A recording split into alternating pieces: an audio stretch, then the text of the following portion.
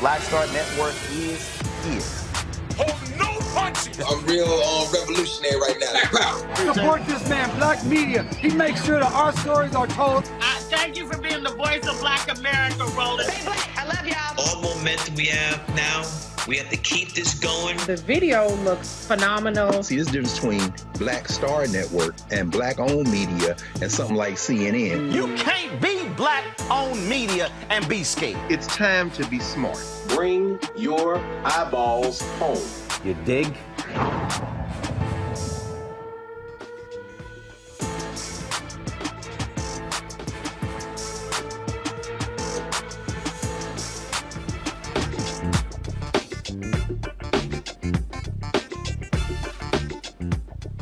It's Thursday, November 9th, 2023. I'm Reese Colbert, sitting in for Roland, who is having dinner with the Vice President. Here's what's coming up on Roland Martin Unfiltered, streaming live on the Black Star Network. A federal jury convicts former Baltimore State's Attorney Marilyn Mosby of 2 counts of perjury. West Virginian Senator Joe Manchin says he is not retiring. He is not seeking re-election. We'll discuss what this means for 2024. We'll have a recap of the third Republican debate. The sole Black candidate says the GOP is gaining Black voters. And Chris Christie breaks down what pro-life should mean. The Supreme Court heard arguments this week about the federal ban on alleged domestic abusers possessing firearms. We'll talk to a gun violence prevention advocate and a domestic violence advocate about what could happen if the court decides to reverse the ban. The Black Alabama Riverboat co-captain who was attacked on August 5th is facing assault charges. And Israel agreed to a 4-hour ceasefire to allow people to get to safety in Gaza. We'll talk to a national security and foreign policy expert to give us the latest on the war. It's time to bring the funk on Roland Martin Unfiltered, streaming live on the Black Star Network. Let's go. He's got it. Whatever the biz, he's on it. Whatever it is, he's got the scoop, the fact, the find. And when it breaks, he's right on time and it's rolling. Best believe he's knowing. Putting it down from sports to news to politics. With entertainment just for kicks, he's rolling. It's on go, roll, roll, y'all. It's Roland Martin, rolling with Roland now. He's funky, he's fresh, he's real, the best, you know he's Roland Martin now.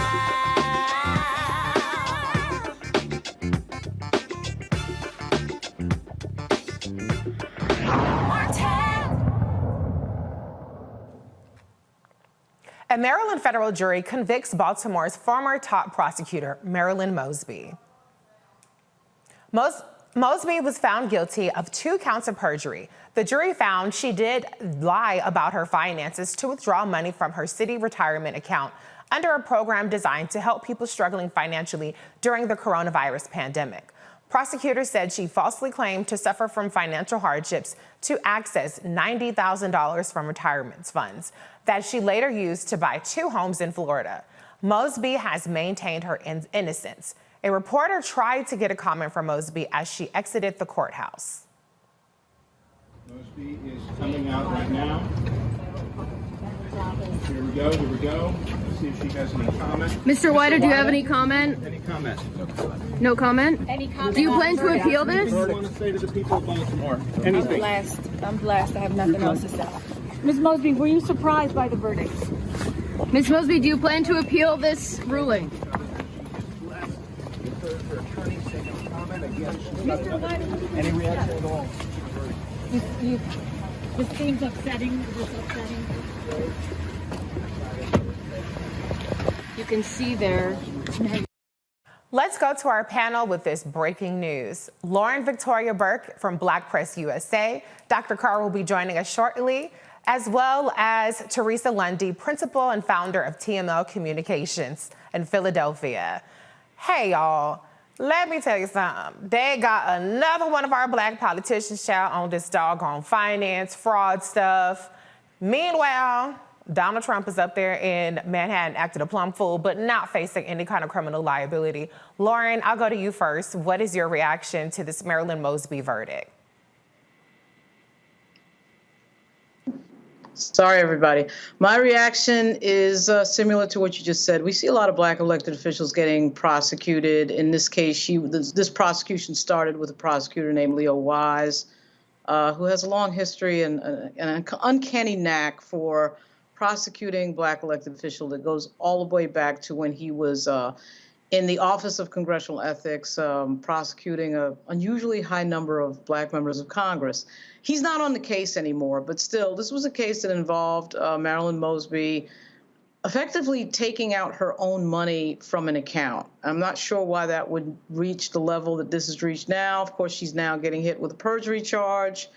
That's interesting. I mean, I think with all the things that are going on in Baltimore, you would think that there'd be other things that prosecutors would be focused on. And I have to say, when we look at a lot of the black female prosecutors who have been in the spotlight over the last few years, and she's been one of them, there's been some interesting things that have happened to them. Rachel Rollins comes to mind. And I don't know. I'm not a big believer in coincidence when I see black elected officials being prosecuted. I'm just not. We see on the blue-collar level a disproportionate prosecution of black people. There's no reason we wouldn't see it on the white-collar level. So I reserve judgment, and I will read the case, but I feel a sense of suspicion, quite frankly. I think that's very reasonable. I mean, to your point, she was not allowed to make the case that it was her own money that was coming from the retirement fund. The prosecutor suggested that this still belonged to the city, and that's why she committed perjury by trying to get access to it.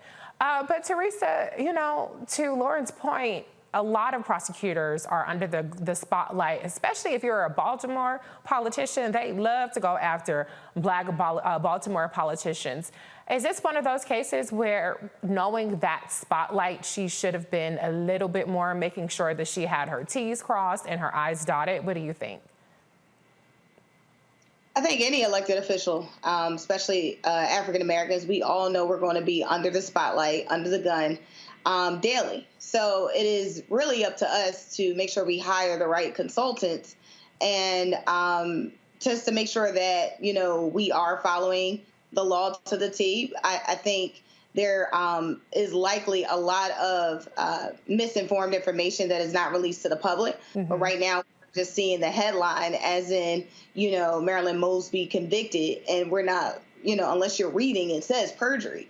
And so, for her, she might have thought she was telling the truth, or, it could have been a half truth. But whatever it might have been, I think there was just some miseducation on some of the finance laws, which can be complex. I know here in PA, if you're running for a local office and then you decide to run for Congress, it can get very difficult if you don't have the right consultants or if you're not reading some of the audited information for the finance report yourself. So it definitely can get complicated, but the investment on the back end is probably the most helpful, especially so you don't get into these type of situations. Right. That's a good point. I mean, I know, listen, most of us have many of us, I shouldn't say many of us have 401ks. We have retirement accounts. At some point or another, we've taken money out. And so that tends to be the kind of thing where you don't necessarily expect to have to hire accountants and lawyers and things to get access to. One of the interesting parts about this, though, because it is perjury, you do have to approve intent. And I wonder, Lauren, I'm going to go to you on this, if the fact that she's a black woman gives her less of the benefit of the doubt. We have seen other black politicians who have been targeted with prosecution related to finances. Andrew Gillum is somebody who comes to mind, and he actually did not get convicted. Do you think that her being a black woman played even more of a role in this case and the outcome of this case? Not in this particular case. I think they like to go after black people in power. I think black people in power, whether they be male or female, are under a microscope. It just does so happen that we have a historic sort of group of black women prosecutors, though, who are out there on the scene right now, sort of coming of age. Certainly Fannie Willis is. But Marilyn Mosby was one of those prosecutors in a major city. But when I think about just historically, and someone had done a book on this, on black elected officials being prosecuted.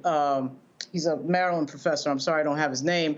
On black elected officials being prosecuted. And of course, most of his cases are men because it was mostly male elected officials in office when he wrote the book. But Brian Benjamin is a pretty good recent example. So is Andrew Gillum. Andrew Gillum, you know, let's be real. The big announcement, the drama, all the counts that are being announced, and you saw the Brian Benjamin presser, the counts and the drama, and we've got them. We've got charts and graphics and all this, and the entire case totally fell apart. It was a big flop, a big nothing burger, and nothing came of it. So we have to sort of wait, to me, for details. Even when they get prosecuted, I'm like waiting for details, even when there's a conviction.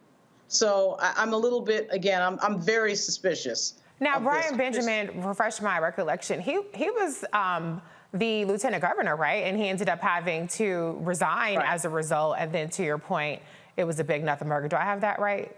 That's right. The lieutenant governor of New York, and could have been the governor of New York, because Andrew Cuomo then got in trouble not too long. I mean, to me, it's sort of like, I just feel like when black elected officials get prosecuted, we need to pay special attention. I remember when Shaka Fatah got prosecuted.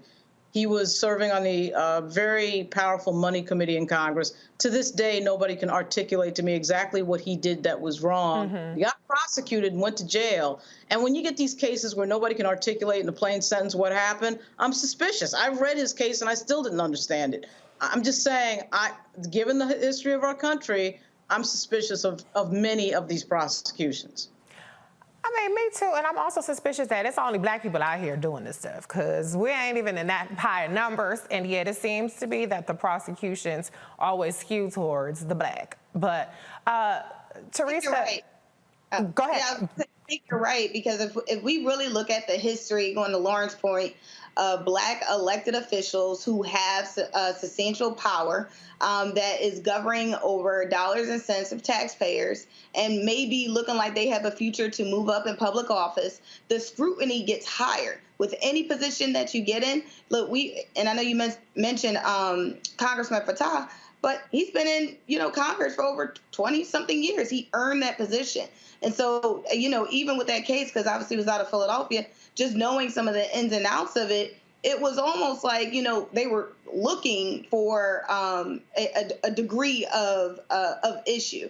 And so when you're able to find one, when you start to look 10 and 15 years back into elected officials, you for whatever, the target is there. And so it really, if we kind of got to go back to basics when you start running for public office, is really taking care of your back end so it protects you and secures you in the future, so we don't have these type of issues where, one, you're getting perjured on the stand because of maybe some information you did not know was true or was not. But at the end of the day, Marilyn Mosby took her money and tried to use it for her campaign to make sure that she can get elected without asking the taxpayer for, those who wanted to support her for small dollar donations. Well, technically she was using it to buy a house, but to your point, I look at retirement money as my money, so I would have been shocked as all hell if somebody told me that I was committing a crime, regardless of what I said on somebody's forms, getting my own money that I contributed.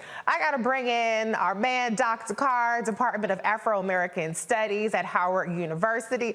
The reason why I want to come to you, Dr. Carr, is because in addition to the fact that black politicians are mostly targeted when it comes to these kind of financial prosecutions, they find very few allies when they are under the gun. I mean, just last week, I don't know if you saw Kwame Kilpatrick putting President Obama on blast, talking about how we used to be homies, but you left me hanging when I was in jail. And I'm not saying that President Obama should have done anything different. I don't know who could have came to Marilyn Mosby's aid here, but talk a little bit, if you have anything to chime in on that issue of kind of how when you get caught up in these, you just on your own on this one. About my friend and colleague Derek Musgrove, who wrote a whole book on this in terms of the selective persecution, in fact, of black elected officials. This isn't about their politics. This isn't about anything other than the fact that when it comes to, quote unquote, the law in this country, it's selective prosecution. Perhaps if Marilyn Mosby had said something nice about Donald Trump or ran into him somewhere in the streets and said, "Oh, I like your tie," he would have intervened or something like that. But the simple fact of the matter is that, black politicians, the higher up the food chain you go, the more timid they are. That's simply the simple fact of the matter. Sure, Kwame Kilpatrick, the hip hop mayor of Detroit, yeah, he got in trouble and some of it his own doing, of course. Right. But, he's not a white man. Yeah. And Marilyn Mosby, this is completely outsized. It's absurd. Black people think you can somehow demonstrate to this society that somehow you are cleaner than average by adhering to the rule of law. That's simply not the case. This is a political prosecution. Right. You're trying to crucify Marilyn Mosby. And of course, Barack Obama wasn't going to do anything. What do y'all expect Barack Obama to do? He's a creature of the political system. He's not going to intervene. We're still paying the bill for him being president 2 times. And meanwhile, he's off with his wife making $1 billion with Netflix, and we're stuck with the bill called Donald Trump and everything else. Marilyn Mosby was politically crucified today, and there's nothing else to say about it. Well, I want to keep staying with you a little bit longer because you do have the law expertise here. She still has another case. Now, the date hasn't been set around charges of mortgage fraud. And she chose not to go to testify in this case, which is a very short actual trial, because there were threats about her being able to be, whatever she said, potentially being used to bring more charges to her. What do you think is next for Marilyn Mosby after this perjury conviction and with the additional charges she's facing? I have no idea. Again, I would think that, her lawyers and, of course, our brother Scott, who they were able to get up out the paint at the threat of trying to snatch his license behind some BS, would be much better positioned to talk about that. But will she try to negotiate a plea? I mean, I would think, I'm thinking about my friends who are practicing attorneys who may advise her to try to do that. I mean, again, don't subject yourself to a bench trial or a jury trial where these folk think somehow they are upholding the rule of law by applying rules to you that aren't applied evenly across the board. I mean, I suspect she probably has some legal advice that might be like, see, can you negotiate a plea and so that you don't have to face this type of situation again. But quite frankly, I think I'm probably as much at a loss as what she's going to do now in that case as anybody else who's just kind of observing. Right. Well, I hope for the best for her, because she's facing more time in jail than the Freddie Gray killers. Exactly. And anybody else that she tried to bring to justice in that and all of the other cases that she tried. Some of them, no, she was not doing what she was supposed to do. She was doing some overzealous prosecution. So I ain't saying she's totally innocent, but on this one, it definitely seems like she is getting a raw deal. But we're going to head to a break. This is Roland Martin Unfiltered on the Black Star Network. We'll be right back. I'm Dee Barnes, and next on The Frequency, we have griot, performance artist and author, writer, singer, and composer, Queen Mother Nana Camille Yarborough. Please join us for an incredible conversation about knowledge, wisdom, and power of the elders. I'm a perception changer. You're a rearranger. You're a mind evolver and a problem solver. You're a beast eater, a soul excreter, a void filler, and a bile spiller. You are a thought warmer, a plan former, a power orchestrator, and a tongue translator. Right here on The Frequency on the Black Star Network. Hatred on the streets, a horrific scene, a white nationalist rally that descended into deadly violence. White people are losing their damn minds. An angry pro-Trump mob storms the U.S. Capitol. We've seen shooting. We're about to see the rise of what I call white minority resistance. We have seen white folks in this country who simply cannot tolerate black folks voting. I think what we're seeing is the inevitable result of violent denial. This is part of American history. Every time that people of color have made progress, whether real or symbolic, there has been what Carol Anderson at Emory University calls white rage as a back backlash. This is the rise of the Proud Boys and the Boogaloo Boys. America, there's going to be more of this. Here's all the Proud Boys, guys. This country is getting increasingly racist in its behaviors and its attitudes because of the fear of white people. The fear that they're taking our jobs, they're taking our resources, they're taking our women. This is white fear.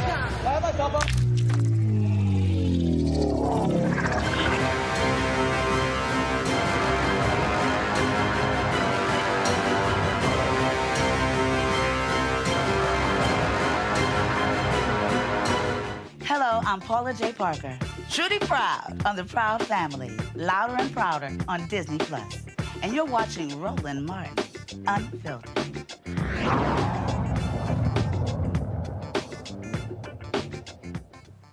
West Virginia Democratic Senator Joe Manchin made it clear he is not running for re-election in 2024. Here's the announcement he put out on social media. I got into politics because of an argument I had 40 years ago with my dad. John Manchin owned a furniture store in Farmington, West Virginia, a small coal mining town of hardworking people. And one day our local state representative came in and asked Dad for a favor, saying, "You owe me for all the things I've done for your little town." When the man left, I turned to my dad and said, "Now wait a minute, isn't helping Farmington that man's job?" That moment defined the difference between self-service and public service. When I told my dad that I was going to run for office, he said, "Oh, Joe, politics is a bad business. I'm telling you right now, stay out of it." I didn't disagree that often with my father, but that time I did. I reminded him of the famous line from President John F. Kennedy's inaugural address, "Ask not what your country can do for you. Ask what you can do for your country." I was 13 when I first heard it, and I'm still inspired today by it. My family were devoted Catholics who immigrated from Italy and Czechoslovakia. So to us, President Kennedy was held in the highest regard, and I knew President Kennedy's words would sway my dad. It took him about a minute, but my dad said that he would support me running if I made a vow to serve all the people, friend or foe, and not just myself. That promise made to my dad all those years ago has been my guiding light. I've never cared about where good ideas came from, and I never blamed one side for creating a problem, nor believed that only one side could fix them. When America is at her best, we get things done by putting country before party, working across the aisle, and finding common ground. Many times, this approach has landed me in hot water, but the fight to unite has been well worth it. Today, West Virginia is attracting more investment, opportunity, and jobs than it has in decades. Here at home and across the country, we are building more roads, bridges, manufacturing plants, and energy infrastructure than almost any time in America's history. After months of deliberation and long conversation with my family, I believe in my heart of hearts that I have accomplished what I set out to do for West Virginia. I have made one of the toughest decisions of my life and decided that I will not be running for re-election to the United States Senate. But what I will be doing is traveling the country and speaking out to see if there is an interest in creating a movement to mobilize the middle and bring Americans together. To the West Virginians who have put their trust in me and fought side by side to make our state better, it has been my honor of my life to serve you. Thank you. Every incentive in Washington is designed to make our politics extreme. The growing divide between Democrats and Republicans is paralyzing Congress and worsening our nation's problems. The majority of Americans are just plain worn out. Our economy is not working for many Americans, from the rising cost of food and fuel and everything in between. We have a border crisis with illegal drugs entering our country and killing Americans every day. Our national debt is out of control, and Americans don't feel safe, even in their own communities. We are providing critical aid to two of our allies, fighting wars for their survival, and we must prevent being pulled into a major war ourselves. These are not Republican or Democratic challenges. These are American challenges. They affect every one of us, and we need to face them together. I know our country isn't as divided as Washington wants us to believe. We share common values of family, freedom, democracy, dignity, and a belief that together we can overcome any challenge. We need to take back America and not let this divisive hatred further pull us apart. Public service has and continues to drive me every day. That is the vow that I made to my father over 40 years ago, and I intend to keep that vow until my dying day.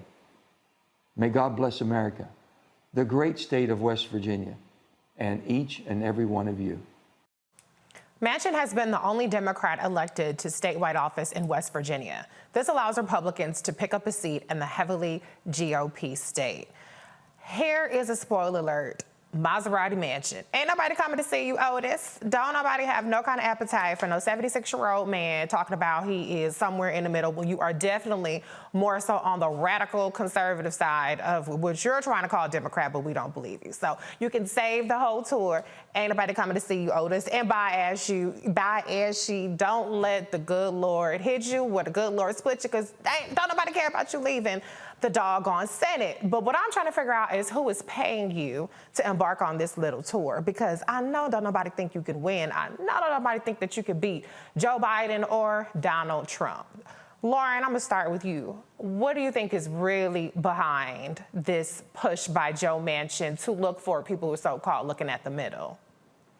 There's probably some corporate actor behind there that has something to do with the coal industry, knowing Manchin. I mean, everything with him is the coal industry and stopping renewable energy, stopping anything that would assist with climate change. I mean, that's been his entire career. That's what he cares about.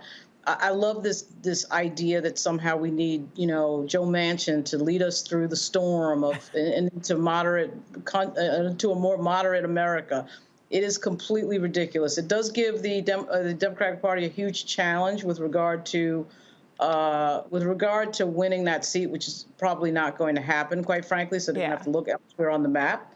But this idea that, I love the part in there about the divisive hatred in our country or something, and then you don't mention Donald Trump. You don't have the guts. In the moment that you're resigning, you're not resigning, but retiring, announcing that you're not running for re-election, you don't have the guts to mention Donald Trump. Now, we have seen people like Arnold Schwarzenegger and Robert De Niro get on social media and talk about politics and talk about Donald Trump and talk about fascism. These are movie actors. Yeah. Okay. Of course, Schwarzenegger was the governor of California. They have the guts to say it, but a United States senator can't say it. I mean, you got to be kidding me with this guy. It is really interesting, though, that he thinks he's the hero. He's going to save us. Okay, we'll see. Yeah, he thinks he's the hero, but he's more like the villain, because he's the one who stood in the way of the child tax credit being extended. Him, along with Sinema, stood in the way of, changing the filibuster so that we could pass the John Lewis Voting Rights Act, pass a number of bills. And so, yeah, he's definitely not the hero of anybody's story, except for in his own head. Teresa, this is, like I said, the person that blocked the child tax credit. What exactly does Joe Manchin think that he is moderate in, other than not agreeing with everything that the Democrats are trying to do? I think that is, that's a great question, but I think that's also the new definition of what moderate is. Right now, we have, obviously the progressive movement. We have, organizations called No Labels, so everybody's trying to figure out where they fit in, because it looks like, Democrats are not unified, but we just had a past election where it looks like we're absolutely energized, we're actually absolutely recharged in battleground states. And so I think there's, a moment here for Joe Manchin, to think like everybody else is thinking. President Joe Biden is in his 80s. And these folks who have served in public service for decades are now seeing, this is kind of like their last will and testament on their way out the door in public service. But we cannot get confused. And I think when Joe Manchin does decide, if he is deciding to go to seek higher office, I think that'll be an interesting conversation, because if we start looking at the record does say you're not for working people. The record does say that when it was time for us to fix civil rights and also protect our rights, Joe Manchin wasn't at the table. If anything, he was the individual that stood against those protections. And I think, people, once that record is probably, just rehashed, we'll start also getting an understanding that, he's not the one that we should be selecting for any other office. But we hope he does take the necessary break he needs to really think about his actions. Yeah. I mean, listen, I'm not ageist or anything, but 76 ain't no spring chicken either. That's what Joe Manchin is. So I don't have a problem with Joe Biden being 80, whoever being whatever age, but I always think it's interesting when the age conversation happens with a whole bunch of other old people trying to run. Jill Stein just announced today that she's running. She's 73. I'm not saying 73 is as old as 80, because, I mean, just numerically it's not, but we're not talking about, somebody in their 30s or 40s, Pete Buttigieg age or AOC's age running for president. We talk about a bunch of septuagenarians still trying to get out there and talk about they're going to be the change that Joe Biden isn't, I guess. Dr. Carr, what's your reaction to Maserati Manchin talking about he's not running, but he's not sitting down somewhere either? That's right. I mean, well, I think it's the same as Teresa's and as Lauren's and as yours, Reese. Joe Manchin is the definition of a slick politician. He's going to be just fine. In a Republican administration, he'll be given a cabinet post or an ambassadorship. Maybe they'll make him Secretary of Energy so he can get his coal buddies together, because, there's a real war going on between the energy companies now. You see Chevron and Exxon and BP, the European oil companies energy companies trying to go around and deal with renewables, while some of these others here in the U.S. are trying to retrench and double down on coal and oil. Well, guys play coal miner is backed by billionaires. Joe Manchin is going to run for president. But the problem we have, of course, is that black folk who have made the involuntary sacrifice since they snatched us into this criminal enterprise are being set up for another round of pain. We see Biden's numbers. I mean, these polls don't mean much, but we do have, you mentioned Jill Stein, in the four-way, the CNN poll that we all saw, saying that Trump beats Biden, but in a four-way race, how in the hell is 16% of the people say they'll vote for Robert F. Kennedy Jr. and 4% for Cornel West? Well, they have to get on the ballot. But ultimately, Jill Stein, if she's the Green Party candidate, since Cornel couldn't stand still long enough to understand you need a party apparatus to get on the ballot, Jill Stein jumps in, and who knows? I guess what I'm saying is ultimately Joe Manchin is put his hand up, backed by all the billionaires necessary, to say, I will be the spoiler. Yeah. I'll be one. What's in it for me? If the Democrats win, well, what the hell? We'll find some lobbyist job for you. And if the white nationalists get in, we'll make you put you in the cabinet, or we'll give you an ambassadorship. This is all about what it's always been about with Joe Manchin. Joe Manchin. I did not see that, but I 100% agree with you. Lauren, Teresa mentioned the No Labels Party. Do you think that they factor into this already? I've been hearing rumblings about it, nothing official. But, I mean, unlike the Green Party, which, as Dr. Carr mentioned, Dr. West jumped off maybe too soon. He probably didn't see this Israel-Gaza stuff popping off and the advantage he would get, being the Green Party ticket. But you need infrastructure. You can't vote for somebody that's not on the ballot. And even the Green Party has not managed to get on the ballot in all the entire electoral college. But when you have unlimited billionaires backing a fake party or No Labels Party, that could potentially pose a much bigger spoiler challenge now. Like I said, I don't know if that's what he's involved in, but could you see somebody like No Labels trying to scoop up Joe Manchin since he has appetite for something in 2024? Yeah, he has the appetite for attention. So anything that will get him attention, he'll do it. That's one of the reasons why he's always holding out his vote, to stop things like the child tax credit or whatever it is that middle class and lower middle class Americans need. I think this third party stuff is beyond crazy. We're looking into the face of losing our entire democracy next year with this battle between Donald Trump and everybody else, and you want to talk to me about, people are talking about the Green Party and this and that. We saw what happened in 2016. I'm not sure why we need a replay of that. And all this Robert F. Kennedy Jr. and now this jazz that we're hearing, I'm deeply suspicious of any sort of corporate or billionaire-related funding. What is that about?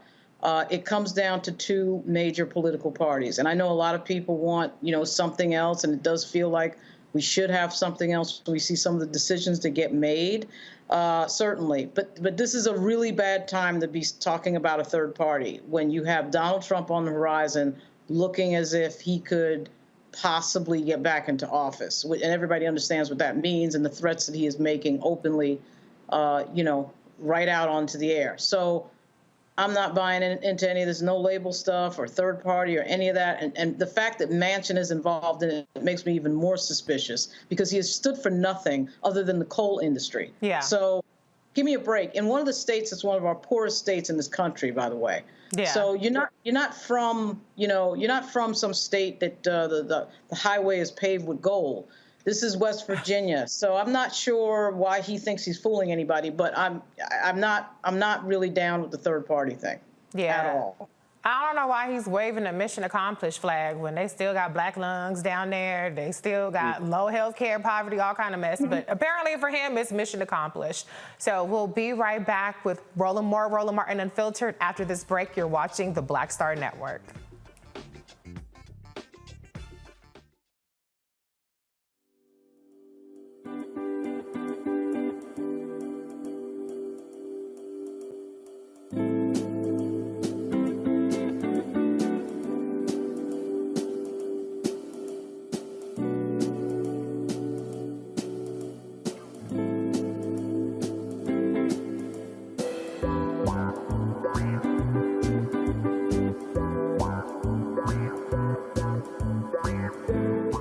Talk about blackness and what happens in black culture.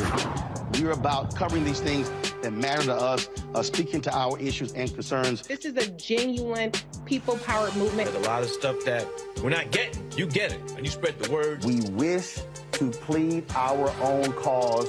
Too long have others spoken for us. We cannot tell our own story if we can't pay for it. This is about covering us. Invest in black-owned media. Your dollars matter. We don't have to keep asking them to cover our stuff. So please support us in what we do, folks. We want to hit 2,000 people, $50 this month, raise $100,000. We're behind 100,000, so we want to hit that. Y'all money makes this possible. Check some money orders. Go to P.O. Box 57196, Washington, D.C. 20037-0196. The Cash App is $RM Unfiltered. PayPal is R Martin Unfiltered. Venmo is RM Unfiltered. Zelle is Roland at RolandSMartin.com.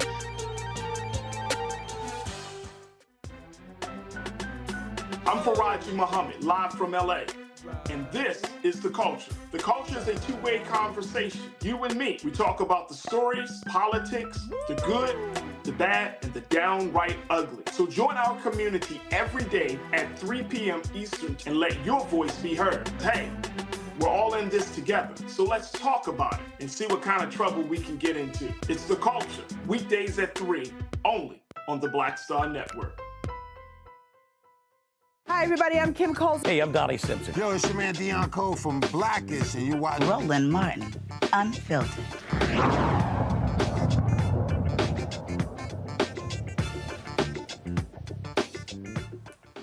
Thousands have died and thousands more have been injured since the militant group Hamas launched a surprise attack on Israel on October 7th. Israel claims it has destroyed 130 Hamas tunnel shafts amid an expansion of its ground operation in Gaza. The White House says Israel will cease fire for 4 hours in Gaza each day to allow people to get to safer locations.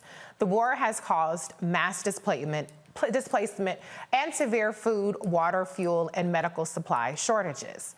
National security and foreign policy expert Asha Castleberry Hernandez joins me to explain this 4-hour window. Hey, Asha, how are you?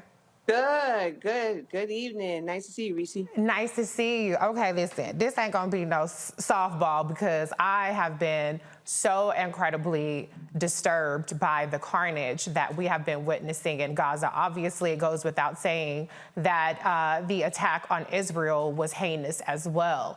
But we've had 30 days of nonstop attacks on the area of Gaza where Palestinians have been displaced. Now this 4-hour window has been announced. Can you tell the viewers a little bit more details about the 4 hours? Because initially it might sound like there's a 4-hour stoppage across the entire region when, from what I read, Israel plans to announce certain neighborhoods will get a 4-hour reprieve with a couple hours notice, and it will be different neighborhoods each day. So can you explain like the specifics about this 4-hour window? Yes. So the White House or President Biden has been pretty much negotiating to for the 4-hour window, and the 4-hour window is tailored towards specific communities or areas as a way to provide humanitarian assistance, and in the meantime also continue to negotiate hostage affairs. So the 4-hour window also is a reflection of a middle ground as far as the negotiations, where the Israelis still want to continue their counteroffensive, but at the same time, the United States, along with many other countries, want to continue providing humanitarian support as well as continue with the hostage affairs. So it's a middle ground. In my opinion, in terms of the delay of it, as far as 4 hours, it's not enough to continue to negotiate hostage affairs as well as humanitarian efforts. There's even more speculation that President Biden will also be asking for from 4 hours to 3 days, because again, there's so much going on in terms of the dynamics of hostage affairs as well as providing humanitarian assistance. Right. According to reports, President Biden has been pushing like you said, for 3 days, for longer pauses. How much assistance can actually be provided to the people of Gaza in these neighborhoods with 4 hours, considering the amount of infrastructure damage there is and the distance that, the humanitarian aid is going to have to travel? Is there any idea of how the humanitarian aid will get to these different corridors? Yes. So right about now, there's been a lot of reporting in open sources that there was about 96 trucks or 106 trucks trying to reach, provide humanitarian assistance. But the operational environment or the security environment is extremely complex, where there are people located everywhere. You even have the issue with regards to the tunnels. So local civilians or innocent civilians are just deeply embedded in the area, so it's going to be harder to reach them. Now, the intent is to make sure that they are being departing to the Rafah crossing. But again, there's still a lot of people, a lot of Gazans that are located in the area, and it's just extremely hard to shift them from where they are to the Rafah crossing, a complete shift of all of them to the Rafah crossing. So that's why this is extremely complex terrain right about now, especially when you're dealing with tunnels. And then also there are civilians that are still around the Hamas and even just more embedded around them. So it's just really, really complex. Yeah, I mean, especially when they don't have fuel, because has there been any talk about trying to allow civilians fuel anymore so that the hospitals can get back up and running, so that I've seen videos of people using horses and animals to try to get around. Is there any movement on that aspect? Yeah, so the international community just recently had an aid conference in France. You're also seeing the vice president and other key officials representing the administration trying to negotiate providing more humanitarian assistance when it comes to food, water, and especially fuel. So that's a major concern. But the international community overall is trying to aggressively make sure that kind of assistance is provided as soon as possible. Right. There has been a lot of international pressure that's been coming down on Netanyahu.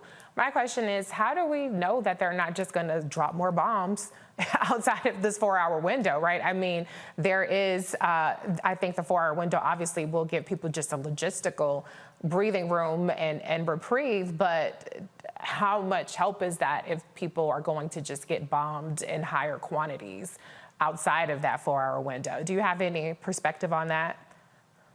Well, according to multiple media sources, the United States is really trying hard to just make sure that they maintain synchronization with the Israelis. Unfortunately, there are some disagreements on how to move forward as far as an alignment goes. So in my opinion, moving forward, there are going to be some surprises that are going to be conducted in terms of military operations by the Israelis, because they are definitely determined to ensure that they're going to complete this counteroffensive.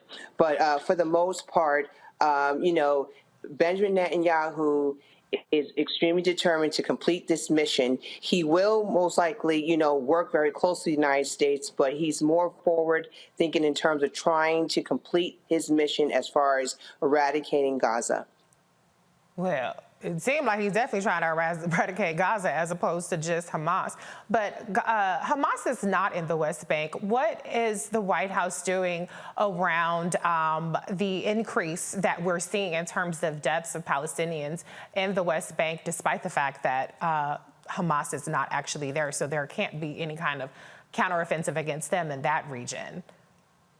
Well, what you've seen a lot in terms of political leadership engagements, the administration has been working very closely with the Palestinian authorities. You just had Secretary Blinken meet with Abbas just recently as far as how to address that issue effectively with the Palestinians, as far as addressing those concerns, because one of the implications that has been discussed recently is that Hamas is not only in pursuit of, targeting Israel because of the conditions in Gaza, but also what he foresees in the West Bank. So as a way to counter that narrative or that effort, the United States feels that they need to work more closely with the Palestinian authorities, which rejects what Hamas has done, and do better outreach with the Palestinians in the West Bank as far as addressing these issues. Right. I'm going to go to my panel. I'm going to start off with you, Lauren. Do you have a question for Asha? I really think that this conflict is so steeped in history that it just seems to never end. My question for you is, do you think that this conflict, can it ever find its way to peace? Do you think we'll ever see that? Yes. So, when you look at foreign policy, sometimes there are certain crises that become game changers, right? This conflict is about 90 years old or more, but, this may be to the point where not only Israel and the Palestinians, but the whole entire Middle East may want to see sustainable peace because they're sick and tired of ongoing conflicts in the region. They're branded as a region of conflicts, and they want to move on from that to where they want to bring in, technology, startups, economic opportunities. The region is so trying to build on its economic empowerment. There's so many things that they want to do to move away from, ongoing conflict and violence because of, in terms of their image, they're known to be just, a violent region. So I think this could possibly be a game changer. However, on the contrary, perpetual conflict is a possibility here. Beyond a counteroffensive in Gaza, that may not necessarily resolve anything, right? That can fuel more radicalism, where it can lead to another Hamas 3.0. So there's a sign of, the possibility that it can escalate into something else. So it can go either way. Mm-hmm. Thank you. I want to go back to the earlier point about Israel saying they've destroyed 130 Hamas tunnel shafts. Have you seen any reporting on how many actual Hamas fighters or leaders they're saying they have taken out? There's a lot of speculation on different types of numbers of, percentage of how many different Hamas leaders. But for the most part, I saw about a couple, not that many. Right. So there's still more work that needs to be done. But again, because of the dense terrain, the tunnels, the overall security environment is pretty much complex. It's going to be harder to target these leaders. But what you can also see not too long ago, as of yesterday, United States pretty much had initiated airstrikes in Syria as a way to deter these leaders from continuing its offensive terrorist activities within the region. So that's also part of the effort as far as targeting leaders that are responsible for these heinous acts. So we'll see, but for the most part, I think moving forward, we're definitely going to be engaged in targeting the leadership, that especially those that are involved in this initiation of targeting Israelis. Right. Yeah. I mean, because I've seen a handful, to your point, like, I mean, I don't know, it's probably in the tens from what I understand, right, which is a hugely disproportionate number through the thousands. People want to question the validity of the numbers, but at a minimum, thousands of Palestinians have been killed as a result of these strikes. And I remember when after so many neighborhoods have been leveled, there was reporting of like, well, Hamas has all these tunnels. And I said, okay, well, hold up now. They got tunnels. So then why the schools and the other buildings being leveled if they in tunnels? What's that supposed to do? I'm just curious, what does leveling apartment buildings and neighborhoods do if there are all these tunnels that Hamas is under? I'm just curious from just a military standpoint, does that actually serve any purpose? It's really complex in terms of looking at this security environment, but for the most part, the tunnels within definitely make it harder to target specific leadership.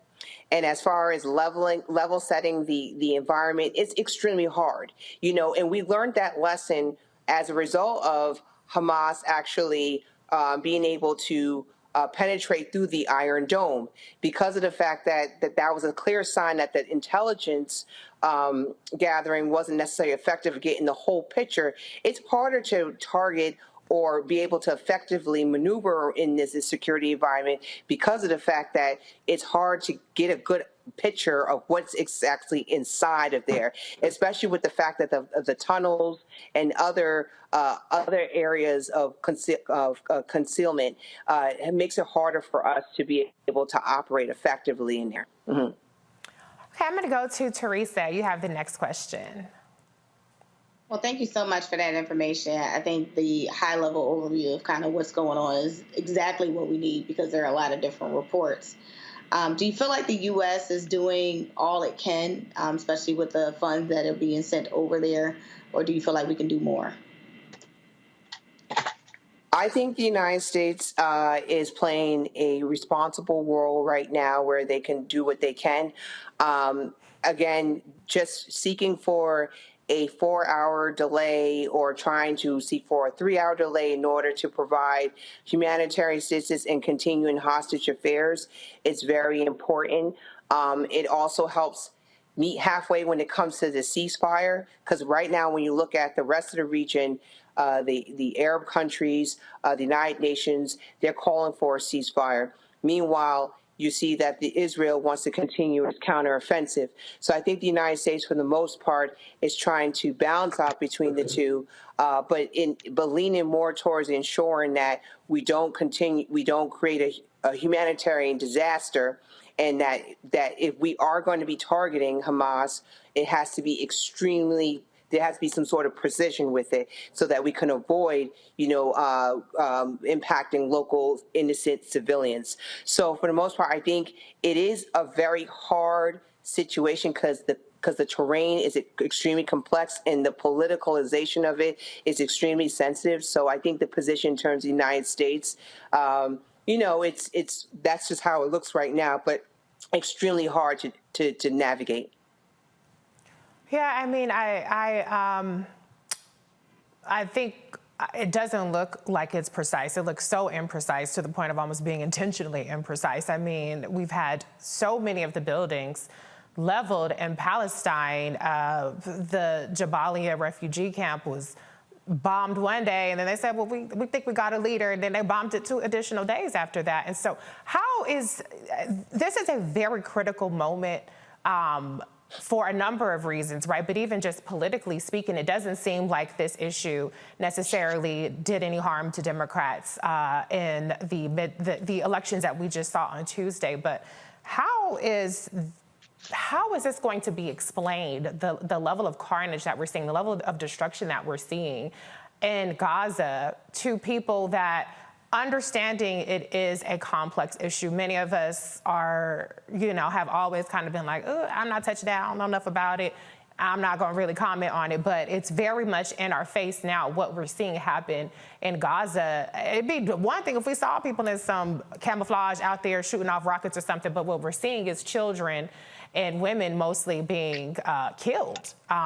So how does the White House grapple with that? Because just changing some of the language and kind of saying, what we believe and Gazans have a right to self-determination, I think that there's a disconnect between that language and what we're seeing happening on the ground. So what do you think? How does that messaging get through despite what we're seeing?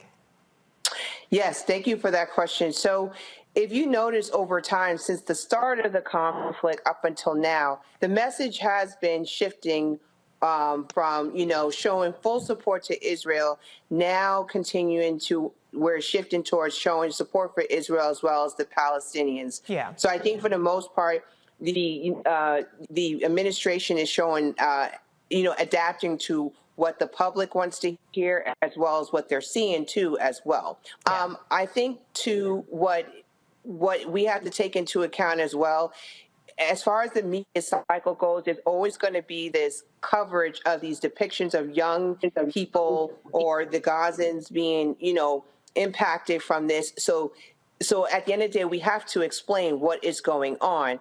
And then what you're seeing is a strategy after strategy is being, promoted by the White House, for instance. We got to make sure that we address Islamophobia, anti-Semitism. We show care for the children.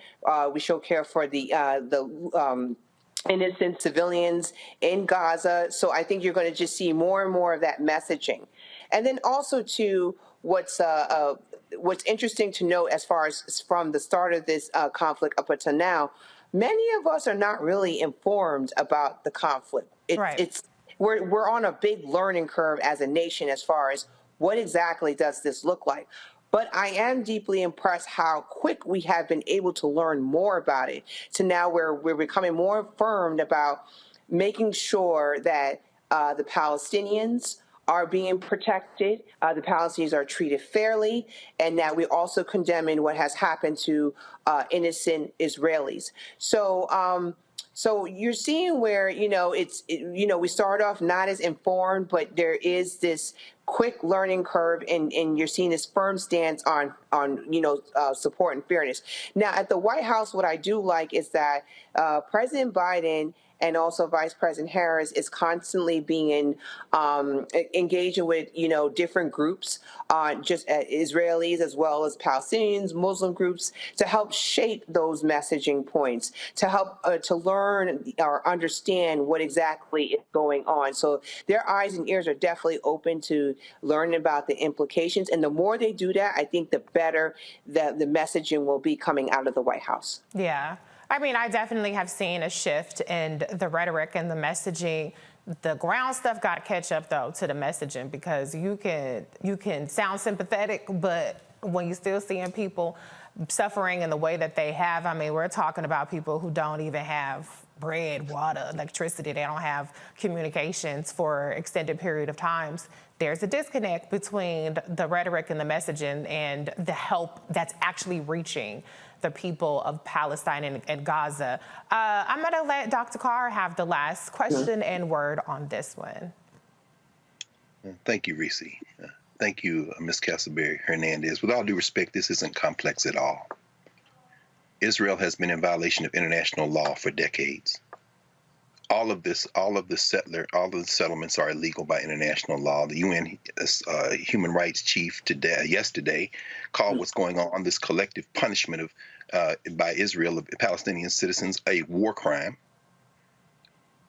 It's very clear that the criminal prime minister of Israel, perhaps to avoid going to jail himself from some completely unrelated stuff, has determined to wipe out the Palestinians. It's not, the White House really can't shape the messaging at this point. They've lost the messaging war. And so my question, and I'm not talking about Arabs versus Jews. I'm not talking about Israelis versus Palestinians. I might mention, however, since the Oslo II Accords grants the Palestinian National Authority maritime jurisdiction over up to 20 nautical miles off of Gaza's coast, and close to $1 trillion of natural gas has been discovered off that coast within those waters. And on October 30th, the Israelis signed a deal with at least a half dozen more energy companies to tap that gas, not to mention the Ben Gurion Canal, which would replace the Suez Canal, having nothing to do with old religious hatreds, ancient hatreds, or settler colonialism. My question is, how much more time can the Israeli military continue to kill, to slaughter human beings who have nothing to do with Hamas, while the world opinion has turned against them? The United Nations has said this is a war crime, an act of genocide. And even yesterday in Tokyo, the chairman of the Joint Chiefs of Staff, a black man, Charles Brown, said, as the longer this goes on, the worse it is for this pariah. He didn't call it a pariah state. I'm calling Israel a pariah state, not the citizens, because they're quieting the citizens in Israel who are against this as well. Charles Brown said this needs to end because the longer it goes on, the worse it's going to be for the Israeli government and the Israeli military. How much more time, in the limited time Israel has to conduct this slaughter, will they continue to conduct this slaughter, in your estimable opinion? I think they're running out of time. As you could see, that international consensus continues to grow. They've mentioned the UN as well as in the region from neighboring countries. So in my opinion, it's, we're at a tipping point where, they are running out of time, and that this counteroffensive is going to be quite ugly moving forward. Another point, too, to mention is that there is a lot of speculation covered in the media with regards to the prospects of Benjamin Netanyahu as far as being the prime minister. And I think as that comes out more and more, that's going to shape how we're going to move forward in the region. And that's going to also further criticize how they're moving forward in the counteroffensive, or just continue to monitor it effectively. But for the most part, I think it's looking really good in terms of that that international consensus continuing to grow. And then you also could see within the American people, that's exactly what they want. And the more pressure that's being applied, the better, I think. But as far as time goes, I think it's just, it's inevitable. And for the most part, I think they're running out of time. Thank you. Mm-hmm. Asha Castleberry Hernandez, you've been wonderful. You've been so informative. Thank you so much for your time tonight. Thank you. All right, y'all. We'll be back with more Roland Martin Unfiltered. You are watching the Black Star Network. On the next Get Wealthy with me, Deborah Owens, America's Wealth Coach, inflation is on the rise. Interest rates are high. Can you still thrive during these uncertain times? On the next Get Wealthy, you're gonna meet a woman who's done just that, living proof of what you need to do to flourish during these uncertain times. These are times when you take advantage of what's going on. This is how people get rich or richer. That's right here on Get Wealthy, only on Black Star Network. Next on the Black Table with me, Greg Carr, we welcome the Black Star Network's very own Roland Martin, who joins us to talk about his new book, White Fear: How the Browning of America is Making White Folks Lose Their Minds. The book explains so much about what we're going through in this country right now, and how, as white people head toward becoming a racial minority, it's going to get, well, let's just say, even more interesting. We are going to see more violence. We're going to see more vitriol, because as each day passes, it is a nail in that coffin. The one and only Roland Martin on the next Black Table, right here on the Black Star Network. Hi, I'm Dr. Jackie Hood Martin, and I have a question for you. Ever feel as if your life is teetering and the weight and pressure of the world is consistently on your shoulders? Well, let me tell you, living a balanced life isn't easy. Join me each Tuesday on Black Star Network for A Balanced Life with Dr. Jackie. We'll laugh together, cry together, pull ourselves together, and cheer each other on. So join me for new shows each Tuesday on Black Star Network, A Balanced Life with Dr. Jackie.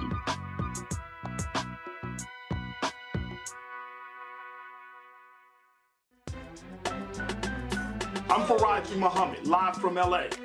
And this is The Culture. The Culture is a two-way conversation. You and me. We talk about the stories, politics, the good, the bad, and the downright ugly. So join our community every day at 3 p.m. Eastern and let your voice be heard. Hey, we're all in this together. So let's talk about it and see what kind of trouble we can get into. It's The Culture, weekdays at 3, only on the Black Star Network. Me, Sherry Shepard, and you know what you're watching, Roland Martin Unfiltered.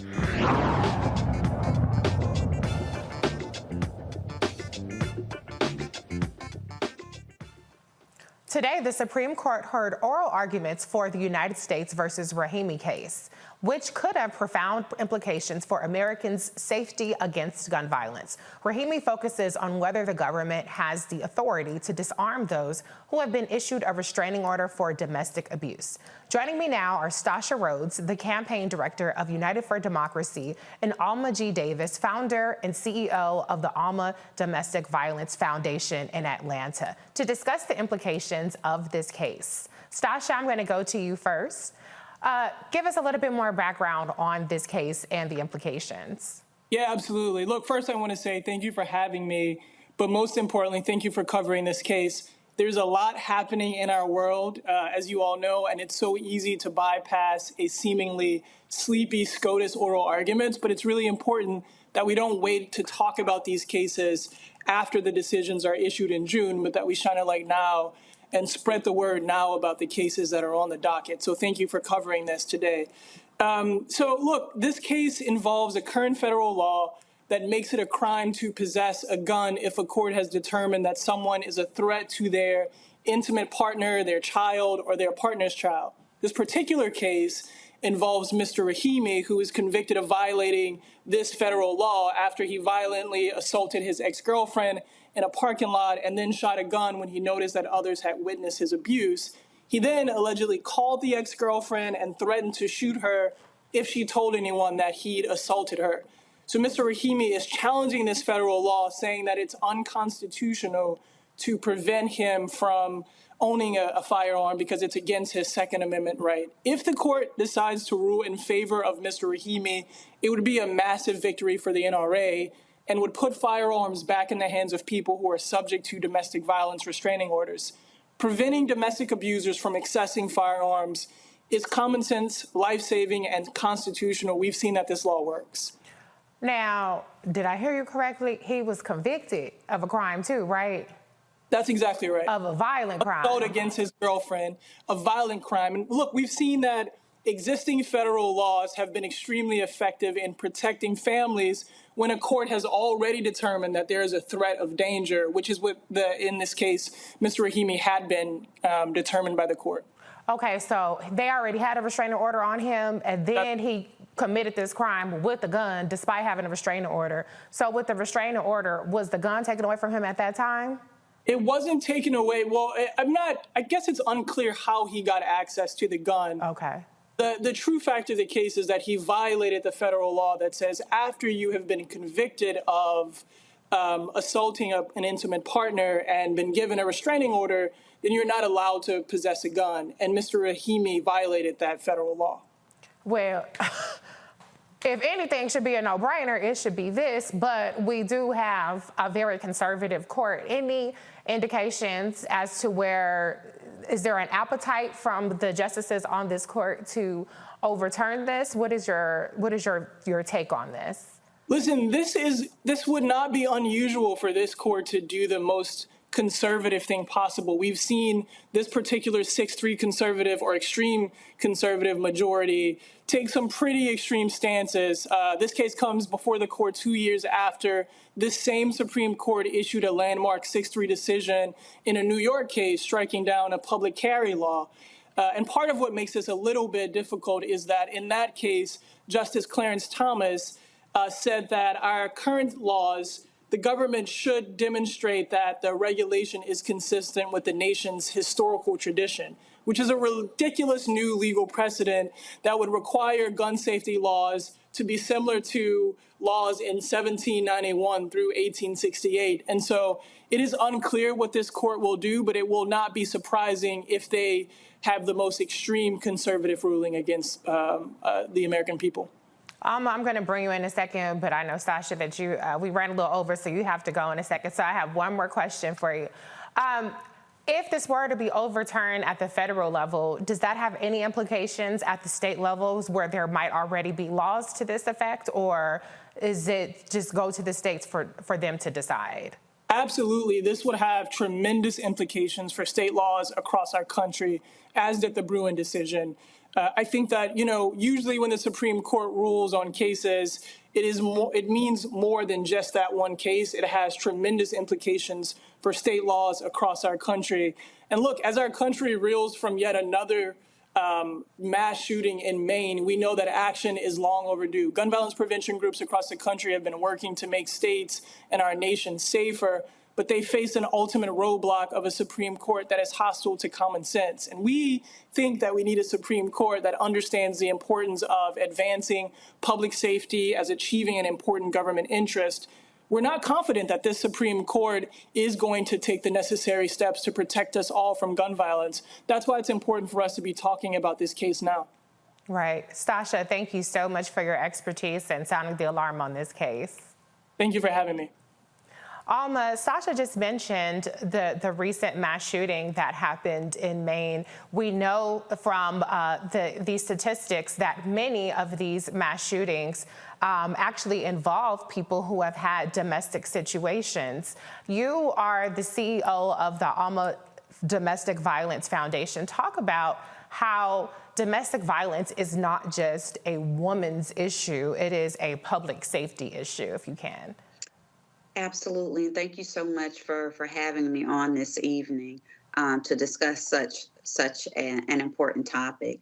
When we talk about domestic violence, most people automatically assume this is something that's being attributed only to women, and that is far from the truth. When we look at statistics, you look at 1 out of 4 women, 1 out of 7 males. But when you understand that only 5% of cases are reported, as well as it is a #1 issue in the LGBTQ community, it is a #1 issue on college campuses. You have millions of children a year, over 10 million children a year, witnessing domestic violence. This is not a one-size-fits-all, and only women experience that.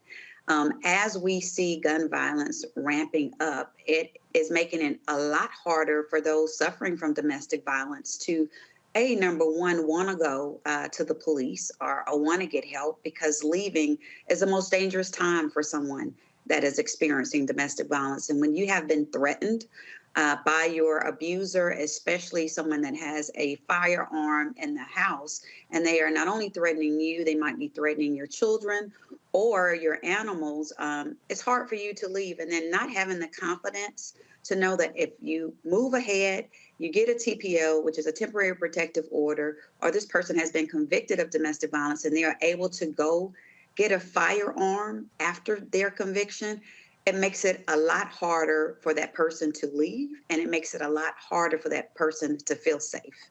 Absolutely. I mean, it's already, there's a perception, and in many cases it's true, that to even get a protective order, the standard is so high and you have to prove so much abuse is already happening. So this would obviously undermine the safety and even the potential of protection from women and, to your point, men who experience domestic violence from around the country.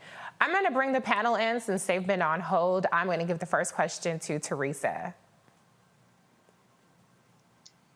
Thank you so much for that information. Is there a way that we could really, take a look at, I think on the federal side, I'm okay with some of the gun laws. But I think, as we even look at this case, is there a way we could, add in, a psych evaluation, especially for this case, to ensure that, those who are convicted, are inside of the system to see if they mentally have the capacity to even own a gun. Being a domestic violence advocate, we are open to all of those things. We would love to see those things happen. Now, how easily would that be passed? That's a whole different situation. With the standard gun laws, we would hope that that those things are being checked, and we know that some are, some are not. But that would be an excellent resource to be able to add. But how, if we're having a hard time right now, we're in court trying to get TPOs passed to where people, once they've been convicted, cannot possess a firearm. I'm not sure on the boundaries or the things that would prohibit or make it mandatory for someone who has been convicted to have a psych evaluation. Dr. Carr? Thank you, Reese, and thank you, Ms. Davis. Listening to the oral arguments in the case on Tuesday, it was interesting because John Roberts, Chief Justice, asked the attorney for Raheny, "You don't have any doubt that your client is a dangerous person, do you?" And of course, he couldn't defend the guy. I guess I don't expect that this case they're not going to rule for Raheny. I think that they're going to probably overturn that crazy Fifth Circuit Court of Appeals, which is, of course, Mississippi, Louisiana, and Texas. So I don't think that's going to be the issue. The question will be, it seems to me, and I think it was addressed a little bit earlier by Sister Rhodes, and that is how far they go with regard to that New York State Rifle versus Bruin case from last year, where they basically saying if you've got a gun, it takes almost the devil himself to take it out of your hand because we're going to overturn all the gun laws. My question to you, really, as like you said, domestic violence advocate, and clearly in a case where this is a clearly open and shut case of a dangerous person who is just out of control, what is your best hope for if they overturn? Because it seemed like Alito and Thomas were the only ones with any appetite at all to upholding this crazy appeals court decision.